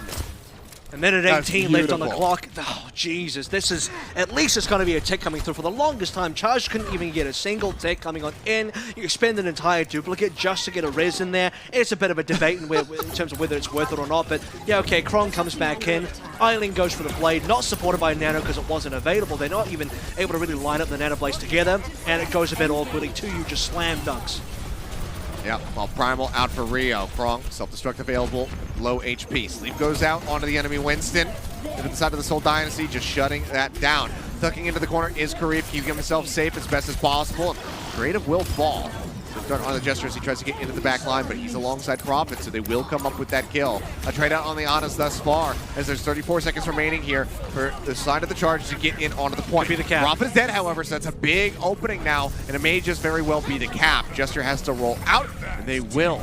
Go ahead, lock this down, you would anticipate. Yeah, good push away, they body block Gesture, they make sure that he cannot get the touch, and now the Charge get a second lease on life. Gesture's off the map, so there's a potential snowball here indeed. In fact, Rio's going to go in. That's multiple frags, and we've seen Seoul clutch up, but can they do in this situation? Prophet on towards Eileen, 4v5, 4v6 now. Eileen back into action. Maybe a remake kill as well? No, I mean, why not? Just get a self-destruct. He's playing the OG diva. He's not playing that new meta right now, where you just go in, dive on top of people, honest diva, kill. Not dishonest. Yeah, exactly. None of this 250 HP abuse. Well, Krong will go ahead and get debacked and get finished off. But, I mean, this is a decent amount of distance being bought right now as the cart is being brought down, so that initial choke fight is not there. It's actually not that far. The payload has not really progressed a lot based on how much was spent and how many kills they got and how far they're pushing ahead. The payload is only just down the first narrow bit of the street, hasn't made it past the second corner, and this is a defensible position for the Seoul Dynasty now that they've actually reinforced. And Seoul have more ultimates, and they get the first rag. Okay, well, it's a blade out yet again here for Eileen. He's trying to get rid of Gesture. Can't quite make it happen, but dives through, finds Creative, but has to resheath it. He's in on top of Fitz at the moment as I watch his HP bar. Seems like he's going to get topped back up by Anamo, and Tuyu is there to peel. And yeah, I mean, yeah, you're right. This is a very defendable position, as we just saw there from the side of the Dynasty. So, unfortunately for the Charge, they cannot break through yet. And a lot was used to try to make that happen. And not just the Nano Blade, because we have to go back in the previous fight where they used everything as well. You know, the duplications, talking about the self-destruction there, and now, okay, well, Mandu does have a Valkyrie available, but this corner is being held very tightly by Seoul. At least he'll be able to dodge out of the self-destruct damage. A couple of players locked in the side rim, and Fitz and Prophet are just eyeing it down. I mean, Rio's going to take a lot of pain trying to get out of this. Yeah, Rio and Krong, both, I mean, just huge hitboxes here, so as soon as they show any bit of skin, I mean, it's just going to be the Echo that Ash directly just pumping damage out onto them. They try to jump here onto the high ground. Prophet going to be canceling the beam. Notice that he does not have that kill situation there on a Krong's mech. As these tanks do build up their ultimates. Choice A1 nearly with the duplicate, so we could be seeing a double self-destruct pretty soon here from the side of the Guangzhou Charge. Let's see how Charge winning on the this. Good sleep is out. Now they wake him up. They don't want to go yet. They're waiting to see if they can outlast the supercharger. It's gone. Now the primal comes in, and the nano as well. Oh, okay. Well, Choice A1, he may be taking a nap. Creative. They do manage to find that kill. Anamo goes forward, gets the res, is antied out with a sliver of HP at the moment, trying to survive. The passive healing starting to come back through. Creative back into the fight, gets the nano boost online. This gesture will be rolling back in. They want to hold this right here, right now. The wrecking ball, but can they get the touch? Prophet is moving forward. Is nanoed up. Beam is going to be good. Eileen eliminated. Prophet now goes in for the duplicate. He's going to be the one holding the card. He's trying desperately to get the self-destruct online, but the D-Matrix is not going to last long enough. Only makes it up to 80%. Now it's going to be broken out of the duplicate. Back into the Echo form. The cart currently inching forward, and no one is going to be able to touch this. So another minute and a half added to the time bank. And Choice A1 is going to get the Bob. Will send it out moments before he loses it. And not bad from Soldiers to try and hold on there. They're not going to win that fight. It does cost them some ultimates. Will force Charge to expand ultimates as well. If you look at the time remaining, because it was OT, it's a minute 30 going in towards C, and now obviously less than that. Dragon Strike going to come on through as well to try and make some space. Will it be enough, though? This Nano on Choi has not found too much value. You need to get a kill to Fitz, you will. Nice. Yeah, really good combo there. Sticky's in, but the res is out. Anamo puts Fitz right back into the fight. His bomb is almost available to try and delay this cart even further. Storm arrows from Eileen. He's just looking for a stray hit, but hasn't really managed to find anything. Prophet hovers above, poking and prodding, trying to get that next duplicate online. But this final point, getting the Diva, you know, having that self-destruct available off the back of the duplicate, it can be huge because you can just completely zone people off the card. See if he's going to be able to make it happen. To you, forced to use his Nano's available. Prophet will come in to his rescue, and the beam is going to be good, so they do manage to find Rio. So mech for the main tank. That is a very good trade out here for the side of the Seoul Dynasty as they look to end this push. And late kills as well. I mean, look at this D-make on the Krong. They don't even need to kill the baby D, but this is going awfully. It's like 12 seconds remaining. Yeah, that sleep not quite going to connect there from Prophet, but it doesn't matter. They find Mandu. Choice A1 antied out. That's a way to try to push back. Who's going to touch? Forward is there from Rio. He's got the primal rage rolling, but he needs to make his way over onto the cart. Currently going to be contested by him. Trying to buy some time as best as he possibly can. Leaps back over the coach gun to push him away, and Tuyu just goes ahead. Barrels over him in the sky. Finds the kill. Just for getting top back up. Namo has the Valkyrie available, but they will find the kill. Rez will come through. Mandu dead. Karim, the last support available here for the side of the Charge. Choice they want doing his damn, just trying to make it happen, but they cannot stay on the card. It will bleed down, and the Seoul Dynasty will be the victors here in this series. They take the win. They take the win, and they also punch their ticket into the June Joust. They're officially the 3rd seed. That is locked in. Spark get 1st seed no matter what. Shanghai gets 2nd seed no matter what. And now Seoul join them as seed number 3. A brilliant victory, a 3-0 victory, a complete sweep, and right towards the end there for the Guangzhou Charge. It goes from bad to worse, and they're trying desperately to hold on, but can't quite keep the fingers on. You even have that final nano. I mean, like I said, in the final moments there, you have Kareem dropping the nano on the Choi on that duplicate, but then the duplicate gets destroyed, and for people that don't know, that also removes the nano completely, so it's just a deleted ultimate. It's gone. The nano's just gone. So yeah, things really end poorly there for the Charge. It really could not have gone worse. I mean, even if Charge cap there, we're looking at a 404 time bank versus 0. I mean, it's a draw scenario for Charge, and you'd expect a pretty simple win for the Seoul Dynasty. Beyond that as well, I mean, we talked about further implications. At this point in time, Fusion, I believe, are completely gone now. Fusion are out. They are currently 2-2 with a +1. New York Excelsior also at a 2-2 +1. That means they're in a tiebreaker, and because they're in a tiebreaker, New York have defeated Fusion early in the June Joust, therefore winning the tiebreaker, and Fusion will be, I believe, 5th seed, potentially even lower than that. It doesn't really matter if you're below 4th, you don't make it in.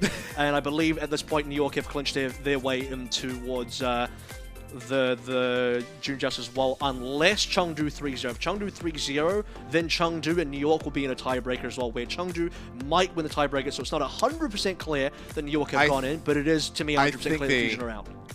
I think that Chengdu would win on strength of schedule alone, so I think that would be the tiebreaker, and that they would be able to take that one away. But I mean, I'm not a stats guy.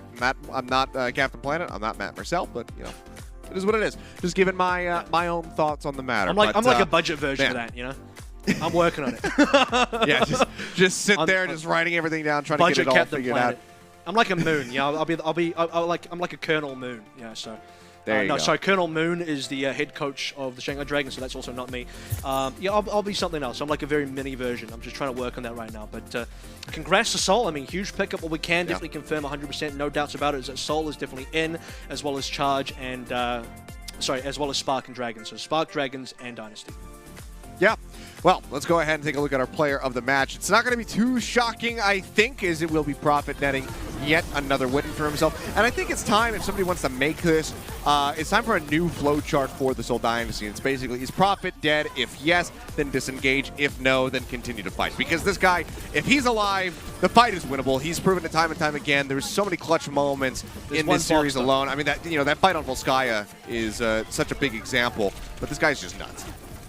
There's one thing in the flowchart you are missing, and right after Profit dies, if Profit dies, is Animo playing a Mercy? Does he have a res? Can you res Profit? And then the rest of it goes on after that. There was quite a few fair reses coming through Animo, specifically on Profit, and it definitely made a difference. I remember, I think it was the first map where Profit went down, got res, Fitz died, but then Profit being resed up and on the Echo especially was really outputting a lot. So. Well-deserved from Profit coming through, and a well-deserved 3-0 as well, where Profit really showed up big. Yeah, I mean, 24k damage done, 19 sticky bomb kills, 21 focusing beam kills. That is just nuts here from Profit. Just incredible figures getting put up, and there's always a lot of back and forth about who the GOAT is, who's the best player of all time in Overwatch, and for my money, I think it's got to be this guy. Doesn't matter what team he's on. He's always looking incredible. Doesn't matter how rough of a season they're having. On my list. Doesn't matter. Yeah, he's just always going to be on top. A rough start from, I guess, like on the Echo release, but he very quickly has established himself as one of the most dominant Echoes in the game right now. He's like the opposite of Rascal. Rascal's excellent on the Echo to start with, and now he's about average. And Profit was really average to start with, and now he's quite good. So they've gone in reverse here, and it's just like in the GOAT discussion as well. People forget about the A and T part. The AT means all time, and I include like all time of all Overwatch. And Profit's won Apex as well. He's been good forever. He's still good now. He's received the MVP award. He's won the Overwatch League award. He's won the Overwatch League season as well, the inaugural season. So across the board in terms of total achievements, I think Profit gets it, just across the board in terms of the all-time factor. I think most players, because they're quite new, they didn't play, back in 2017, 2016, and Profit was good during even the early years, which is quite impressive. Yeah. Well, that's going to do it here for that series. But, before we move on to our third and final series of the evening, Avril and I will be breaking things down a little bit and also be making some bold predictions. Maybe mine will come back to bite me in the rear again 24 hours from now. I don't know. But that's going to be coming up in just a little bit in our game breaks, so don't go anywhere. The Overwatch League is brought to you by Xfinity, the preferred internet provider of the Overwatch League.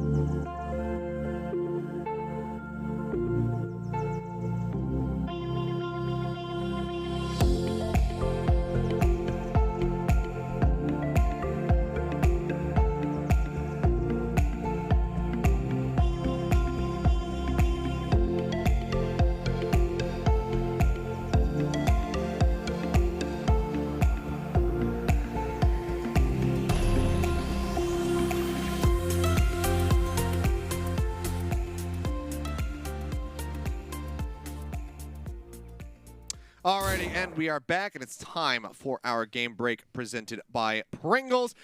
We just saw what started off as a bit of a close series between the Guangzhou Charge and the Seoul Dynasty, but Seoul, I mean, they really turned things on by the end there. But Profit as well. Just again, we'll just go straight back into singing praises for Profit, I suppose. Just incredible performance from him. To you, some very great moments. Personally, I think it was a rough start for him, Avril, on the Sigma, but he really found his groove on Nimbani. I mean, even on the Sigma, though, that one accretion onto Eileen's Nanoblade completely ruined any hope for Charge to get anything done on that Nanoblade. And I knew it. I saw that Krong got cancelled, but I wasn't sure who did it. Confirming now, it was definitely Tuyu that did that. So, I mean, Tuyu had some great moments here. My most satisfying thing about seeing Tuyu now playing on the team is that he's also playing the Sigma, because previous to this, it seemed like Seoul did not have faith in Tuyu's Sigma, and so if they wanted to play Sigma, they get Marvel, and then you have this kind of weird Gesture-Marvel dichotomy, and then they can't play any D.Va, and that's why, like a week ago, when we last saw Seoul before the Hangzhou homestand, Seoul were in a weird place. They were looking really shocking. So now that Tuyu's back in, Profits is carrying, they're winning fights they probably shouldn't be, they're clutching up so insanely, Seoul are looking dangerous. Yeah, they really are. And again, we get to see a lot more of Jester on the Arisa, but we also get to see Jester on the Wrecking Ball here today, and he had some very clutch moments. I mean, even though they lost the round, that's just, so nasty from Tuyu. Even though they lost Sanctuary, we saw Jester doing an incredible amount of work with the Wrecking Ball, so it was just overall well played by absolutely everybody on the side of the Seoul Dynasty. Charge, they put up some really solid fights. Choi Wan showing why he's starting over Mike Haley here.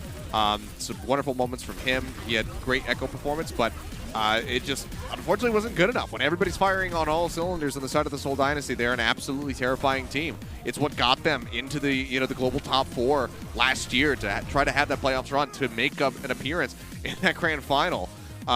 So it's a very strong look for them here in the June Joust, and I'm excited to see what they can get done now that they are qualified.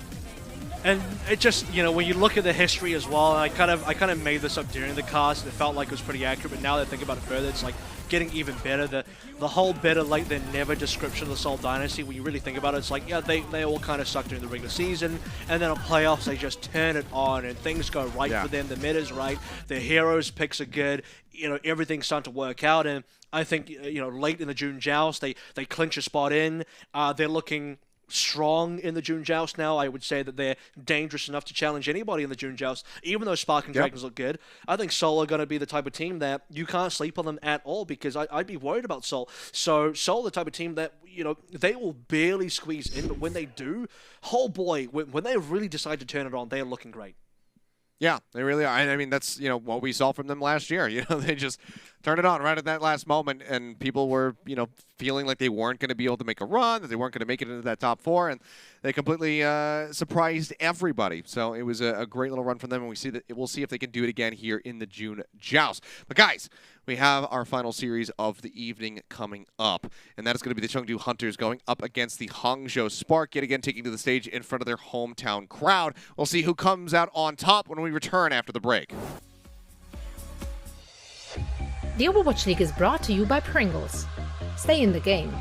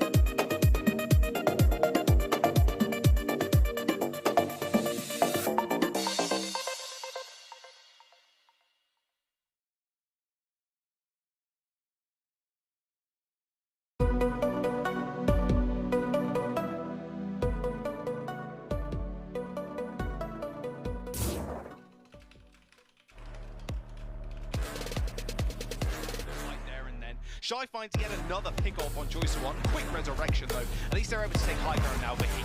Let's recollect our thoughts once more before this fight goes on even longer. Boucheray jumping up to the high ground with Architect TP in at the back. Immediately go down. Gargo's taking a lot of damage. Already wants a primal. There he is. Yeah, he pops primal, but it's going to be the Dead Blossom in the back, and it's going to be Lee to help clean up for Jimmy. And Lee is getting pocketed too by this at the same time by Nisha, and we touched up on that from the gates when they came out. And a Diva Bomb for a Diva Bomb, but currently we have the Spark winning, and numbers is going to be Bernard finding a quick 3K. Shy's going to follow, find Mandu, and I love the way that the Spark are playing this currently. They're waiting for Jimmy to flank here, Vicky, actually. Yeah. Rascal's got the duplicate. If they don't spawn Jimmy soon, this could be very, very bad news for the supports. Oh, and he found a Lord talking about fighting the backline. Alrighty, welcome up. Welcome up. Well, I don't know what's going on with my words right now, but welcome back is what I meant to say, ladies and gentlemen, to the Overwatch League stream. I can't talk apparently, but it's fine. We're getting ready to get into our marquee matchup. Yeah, thank you for staying up with us if you guys are watching in North America or, if you're up early in Europe or wherever you are in the world. Thanks for tuning in. We appreciate you. Anyway, marquee matchup of the evening. This is going to be the Chengdu Hunters getting ready to go up against the Hangzhou Spark. This could be an absolutely incredible series, Avril. I mean, Chengdu, they have definitely looked way better, way more consistent throughout their series so far this year. Hangzhou Spark have this recent bounce back where they look absolutely incredible. I think this could I think this could realistically go either way. I'd favor Hangzhou Spark maybe slightly, but you never really know what to expect from Chengdu. No, and well, that's the Chengdu zone, part and parcel. That's exactly what needs to happen. What I'm excited about is it's going to be another matchup with two Chinese teams. We'll be facing off each other, both on LAN here. Huge fan bases for both teams live in the crowd. I think that's going to be insane. Standings here is very important. Now, pay attention to 4 and 5. This is what we're talking about here. I know it's Spark playing Chengdu, but 4 and 5, it's 2 and 2 with a +1 differential. Philadelphia Fusion below New York because they lost in the head-to-head. New York won their head-to-head, and that pushes Philadelphia Fusion out of contention for the June Joust. And the meme about the match we saw earlier between LA Valiant and Philadelphia Fusion is that the winner of that match really was in New York Excelsior. So New York are just so thankful that Fusion lost a map to Valiant and that Valiant took a map because that one map difference made all the difference. If Fusion won that one map versus Valiant and 3-0'd, like pretty much every team has 3-0'd, Fusion would win the tiebreaker versus New York and they would have clinched into the June Joust. Now, Chengdu, -2 you see there. There is a chance for Chengdu to still make the June Joust. They would require themselves to beat the Spark right now in a 3-0. If they get a 3-0, they are also 2 and 2 +1. There's a 3-way tiebreaker. We know Fusion are gone. That doesn't matter. But Chengdu and New York can still have a tiebreaker between those two teams. And as we've discussed, Seth, I think Chengdu might actually beat New York in that tiebreaker because that's when we go towards strength of schedule. And Chengdu's strength of schedule is probably a little bit better. So Chengdu have a real possibility of clinching that 4th seed away from New York if they can 3-0. But if they lose a single map, New York make it, Chengdu are out, so huge implications for Chengdu in this matchup, and very important for them to bring their A game. And it's great to see them in a sort of situation where they have to be at 110%. Both teams have a lot to play for here. And Spark, they're in front of their home fans. Look, if Spark lose 0-3, they're still 1st seed, so don't be worried if you're a Spark fan, but you want to see Spark win because it is their home stand. Yeah, I mean, I would be a little worried though if they do lose 0-3. I think that would be a cause for concern. But yeah, not for the reasons that you're saying. They would obviously have their spot in the tournament. That is safe, so you don't have to be concerned in that regard. But yeah, I mean, I think if nothing else, this is definitely not going to be a 0-3 series. This seems like this one could very well go the distance. I know that in my own pick'ems, I have it going the distance, but we all just have to wait and see. Who we're going to be getting from the side of the Chengdu Hunters because they have been playing around with this roster as of late. So maybe we're going to be surprised in that regard because I haven't looked at Twitter. So if they've announced it, I have no idea. But yeah, and then Hangzhou, they just look really good. Well, okay, well there you have it. Kaneki is in. So we got the hard confirmation. They're playing Reaper is what that tells me. Yeah. It's not surprising at all in the current climate. So it's also Gaga in instead of Among. So that's the main tank.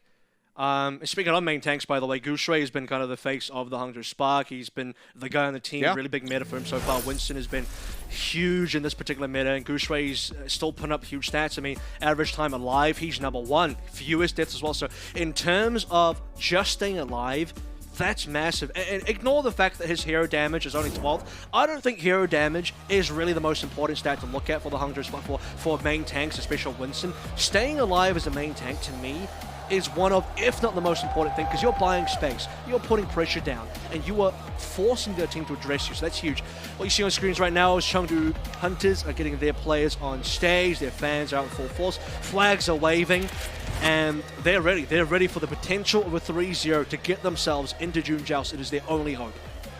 Yeah, well, we'll see if they can get it done. This is going to be the starting 6 here for the side of the Chengdu Hunters. Like you said, Kaneki, Gaga, both going to be in. Otherwise, not too shocking. We're not going to see Yabutol off the bat. Maybe we'll see him later on in the series. We did just see him yesterday, I believe. But it will be Nisha and Monk holding things down in the support lineup. Now, you see the Chengdu flags waving out in the audience, so still having representation. I mean, you knew this was going to happen. Having an event out in China. Now you got to pack the fans were they were all going to travel here to Hangzhou to be able to cheer on their squads. Yeah, I mean, I think you said it, this marquee matchup, right? This is the important one. This is where you get two Chinese teams facing off, both on land, both on stage. This is like Overwatch League as it's meant to be, with all the fans out in full force, and now the home team, the Hangzhou Spark, coming up, and their second match in their own homestand. They already got a 3-0 versus Valiant.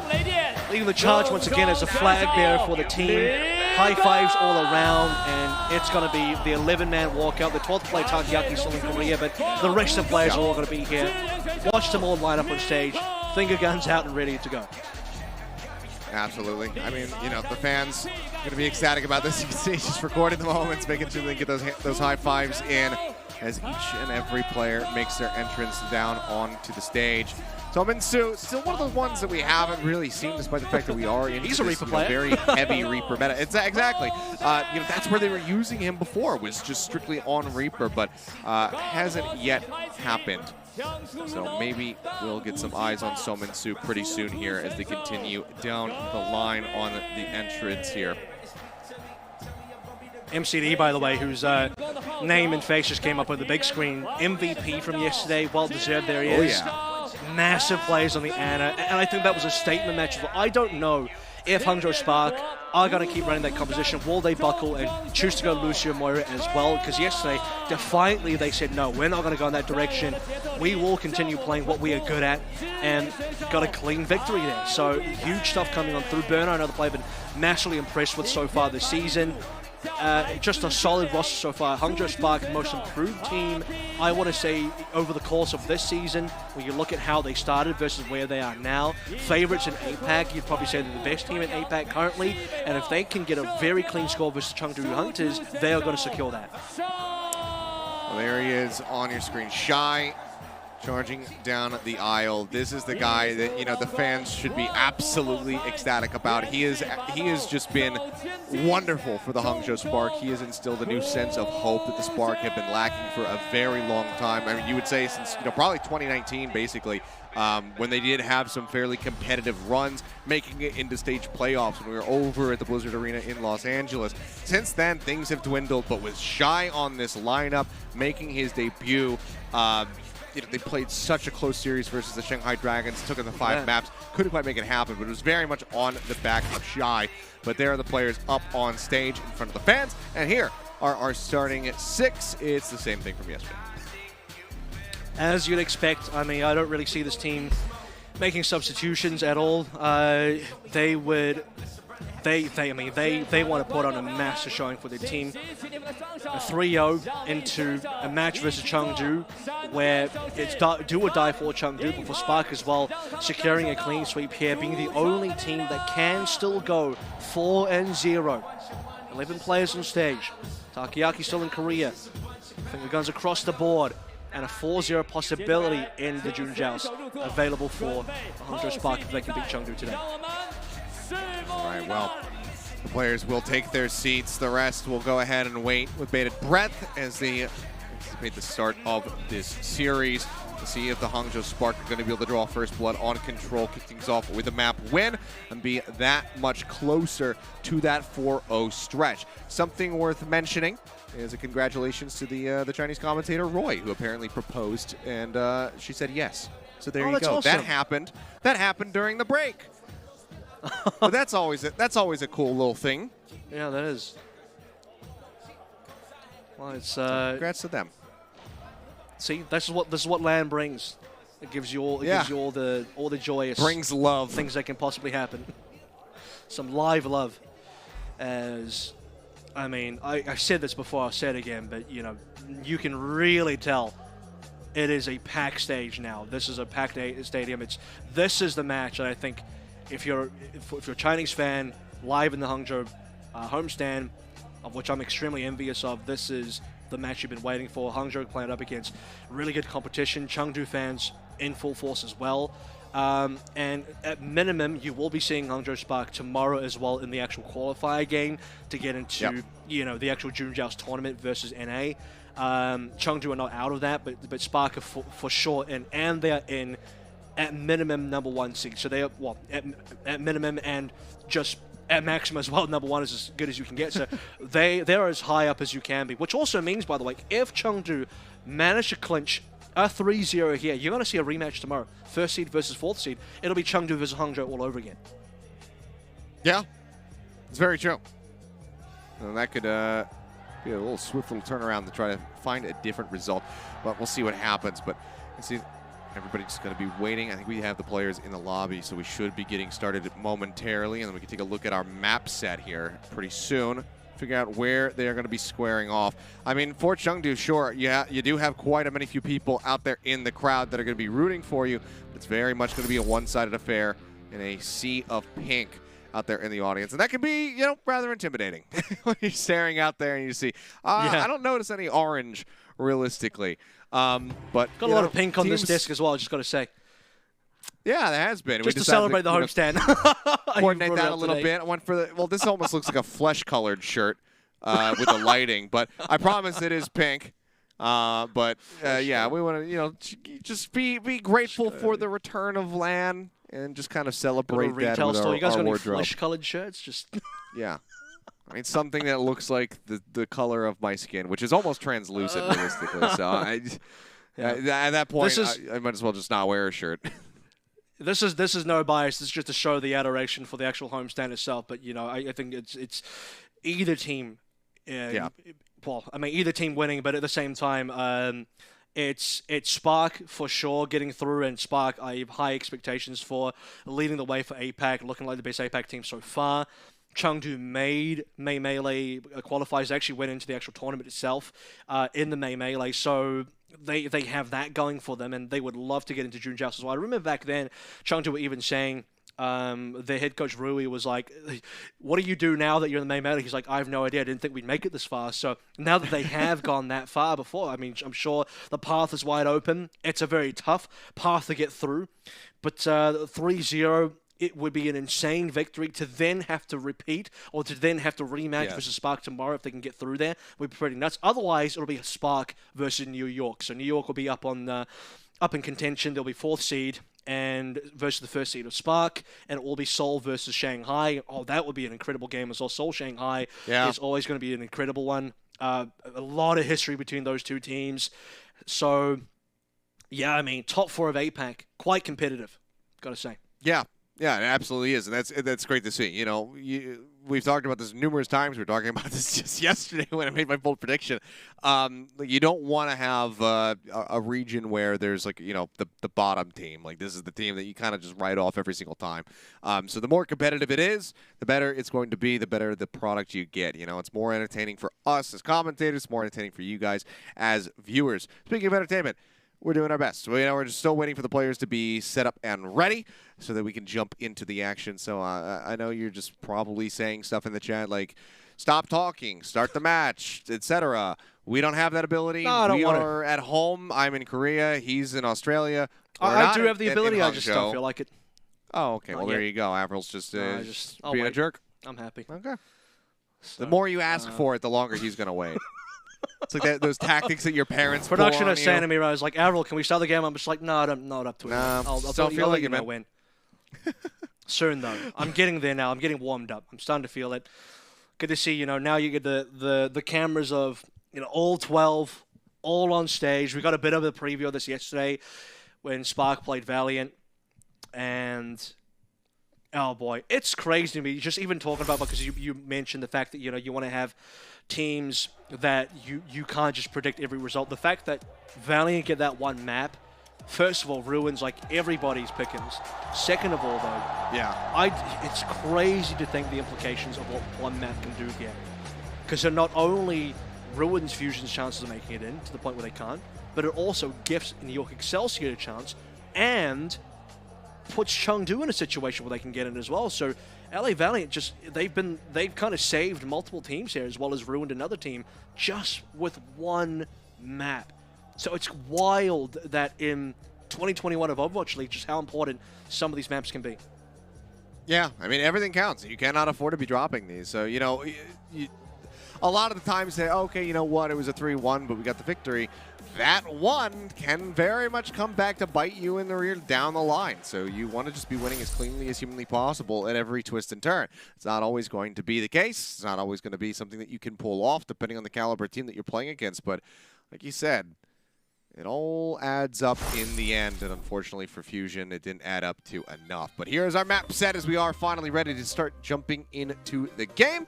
It seems like it's going to be Ilios to start, then we'll go to Volskaya yet again, Nambani yet again, and then potentially Rialto and Lijiang Tower if we can go ahead and have the long series that I personally am anticipating.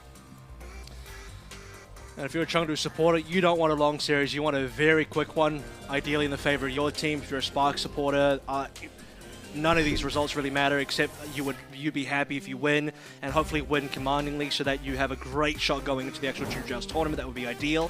Coming out the skates now. No Lucio Moyo to be seen. MCD staying on towards the Ana, Nisha on towards the Mercy. But we are getting a lot of Reaper in here, though. We did expect that with Kaneki joining the squad for the first map.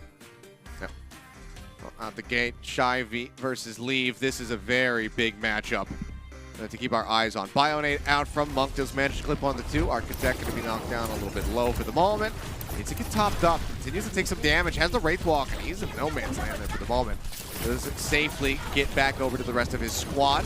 There, MCD is going to be very happy that he took that damage because he can build up very quickly for a nano boost. Leaf clipped here in the sky. The beam, just out of range. He doesn't have the boost. He's going to get back up top. Now Shy's going to be down on the ground. Takes quite a bit of damage. The sticky bombs come flying through, and Leaf will find the kill. Shy, flying too close to the sun, gets punished. Which with the sliver of HP, looks like he will be able to hold on for a little bit longer as MCD and IDK do the damage to keep him alive in the fight. Rez is there, putting Leaf back into the mix of things. With the first cap there for Chengdu, they're moving up above 10% at the moment. They have Nano taken out. Nano will get committed. I thought they were just going to disengage here, but no, they continue to press forward. Monk getting jumped on will fall, but at what cost? IDK is now gone.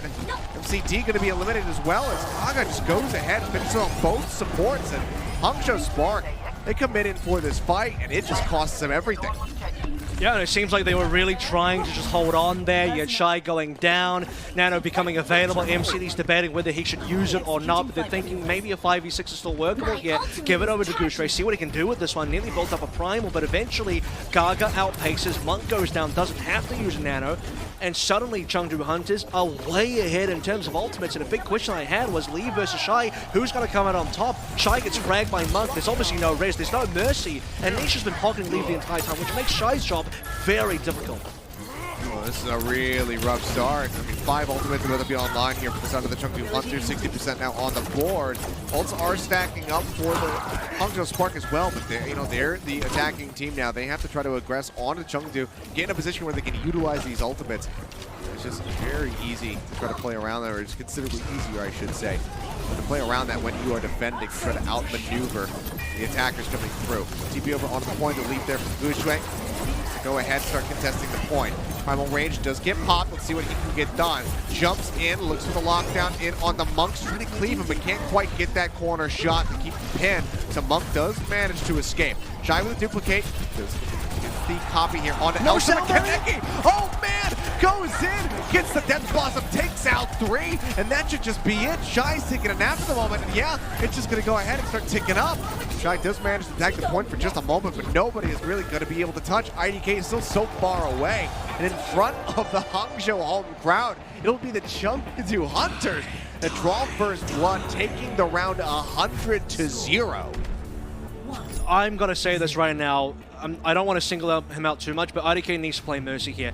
If he does not play Mercy and Nisha continues to play Mercy, which he will because it's Nisha and it's Chengdu Hunters, Shy is going to get diffed by Leave pretty much the entire evening in an Echo versus Echo. It's not going to be close. Take a look at the replay now of Kaneki finishing things up. No one stopping this. Yep, just drop it on top. No one even sees it coming. I said no sound barrier, but what I was really trying to say is IDK had many opportunities to drop a sound barrier, and once you see the Death Blossom, it's already too late. The best you can do is boop it away, drop a sound barrier, and hope for the best. If you try and drop a sound barrier in the middle of Death Blossom, you are going to Ajax. But MCD also, the nano didn't come through, so both supports just got fragged.